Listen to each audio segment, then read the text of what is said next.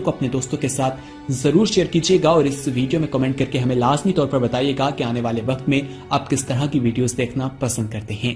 और अगर आपने अभी तक हमारा चैनल सब्सक्राइब नहीं किया तो फौरन सब्सक्राइब कीजिए, साथ ही बेल आइकॉन पर क्लिक करें ताकि मजीद आने वाली वीडियो जो वक्तन फवक्तन आपके लिए इस चैनल पर अपलोड करते हैं वो आपको वक्त पर मिलती रहें और आप उनसे मुस्तफीद होते रहें। अगली वीडियो तक हमें दीजिए इजाजत, अपना ख्याल रखिएगा।